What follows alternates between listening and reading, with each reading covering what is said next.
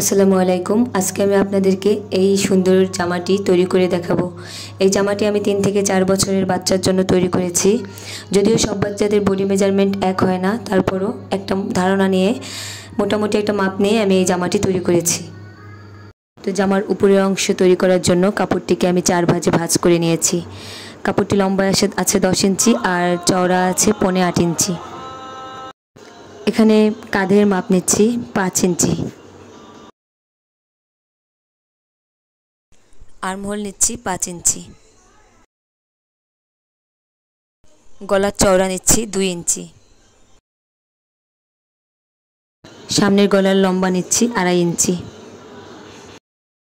পিছনের গলার লম্বা নিচ্ছি 1 ইঞ্চি। এখন সামনে ও পিছনে গোল গলার শেপ দিয়ে নিচ্ছি। এখানে বডি হচ্ছে 26 ইঞ্চি। 26 ইঞ্চি 4 ভাগের 1 ভাগ 6.5 ইঞ্চি। আরও 1.5 ইঞ্চি বেশি নিচ্ছি সেলাইয়ের জন্য। তো সেলাইয়ের জন্য 1.5 ইঞ্চি পর্যন্ত বেশি নিতে পারবেন। এখানে পেটের মাপ নিচ্ছি 6 ইঞ্চি আর সেলাইয়ের জন্য নিচ্ছি আরও 1 ইঞ্চি বেশি, টোটাল 7 ইঞ্চি নিচ্ছি। এখানে 1/2 ইঞ্চি উপরে দাগ কেটে নিচ্ছি একটু রাউন্ড শেপ দিয়ে দেওয়ার জন্য।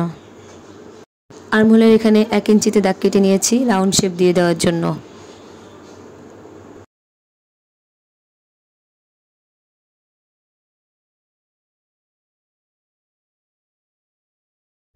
পিছনের গলার অংশ কাটার পরে পিছনের অংশটা ভিতর থেকে বের করে রেখেছি আর এখন গলার সামনের অংশ কেটে নিয়েছি।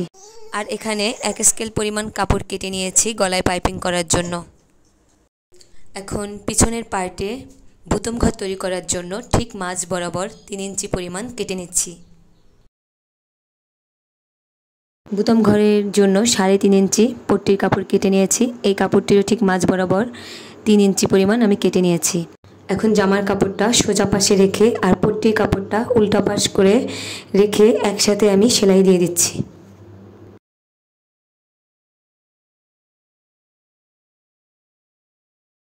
সেলাইয়ের পরে বাড়তি যে কাপড়টুকু আছে সেই কাপড়ে আমি একটু একটু করে কেটে দিচ্ছি যাতে সুতায় টান না ধরে।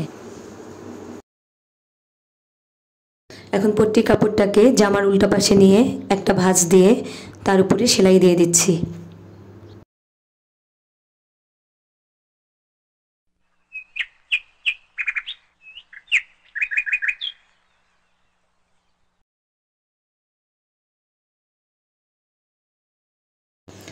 দুইটা পার্ট একসাথে করে কাঁধের কাছে 2টা করে সেলাই দিয়ে দিচ্ছি।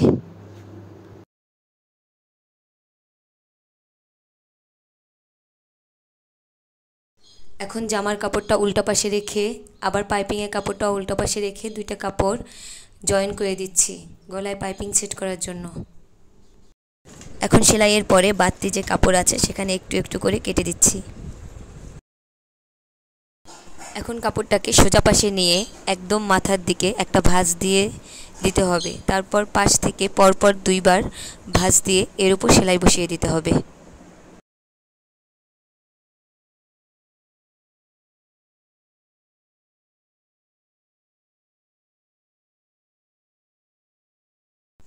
এখন ফ্রকটির নিচের অংশ তৈরি করার জন্য 15 ইঞ্চি লম্বা আর 34 ইঞ্চি চওড়া কাপড় নিয়ে নিয়েছি।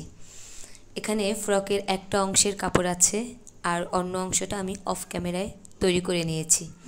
তো আমি এই অংশটা সেলাই করে দেখাচ্ছি। এখন কাপড়টিতে সমান করে কুচি দিতে হবে। কুচি দিয়ে কাপড়টিকে বডির কাপড়ের সমান করে নিতে হবে। এখন উপরের অংশের কাপড়টা সোজা পাশে রাখতে হবে। এর উপরে কুচির কাপড়টা উল্টা পাশ করে রেখে 2টি কাপড় একসাথে ধরে সেলাই দিয়ে দিতে হবে।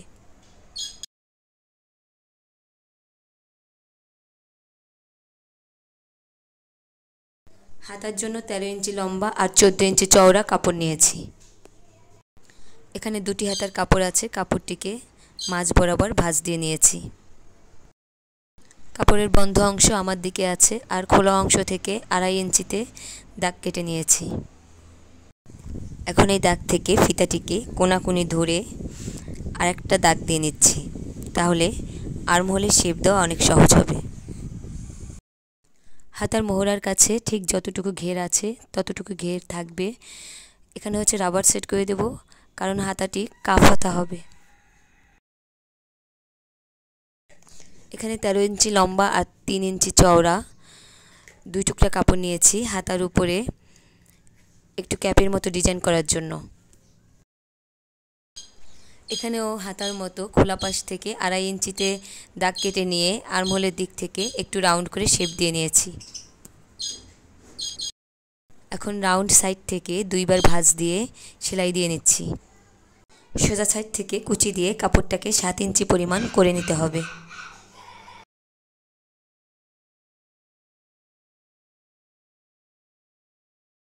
এখন হাতার কাপড়টার মোহরার দিকে 2 বার ভাঁজ দিয়ে সেলাই দিয়ে নিচ্ছি। এখন কাপড়ের উল্টা পাশে 1.5 ইঞ্চি উপরে দাগ কেটে নিচ্ছি। এখানে রাবার জয়েন করে দেব। রাবারটি 7 ইঞ্চি পরিমাণ। এখন আর্মহোলের দিকে কয়েকটা কুচি দিয়ে নিচ্ছি। এখন হাতার কাপড়টা সোজা পাশ করে রেখে এর উপর ক্যাপের কাপড়টাও সোজা পাশ করে জয়েন করে দেব। দুইটা কাপড়েরই মাঝ বরাবর চিহ্ন করে নিয়েছি। এখন সেলাই করে দিচ্ছি।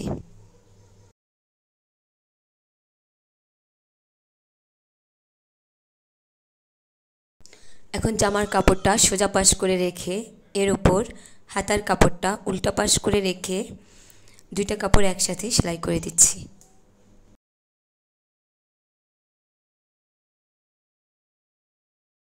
এখন হাতার মোহরা 3 ইঞ্চি পরিমাণ রেখে একদম ফরকের ঘের পর্যন্ত সেলাই করে নেব। আপনারা অবশ্যই 2টা করে সেলাই করে নেবেন। তো ফরকের 2 পাশে জয়েন করে দেওয়ার পর ফরকের ঘেরের দিকে 1/2 ইঞ্চি কাপড় নিয়ে 2 বার ভাঁজ দিয়ে সেলাই করে নিয়েছি। তো এই তো ফরকটি তৈরি করা ডান। তো ভিডিওটি যদি ভালো লেগে থাকে তাহলে লাইক কমেন্ট ও শেয়ার করে পাশে থাকবেন। ধন্যবাদ।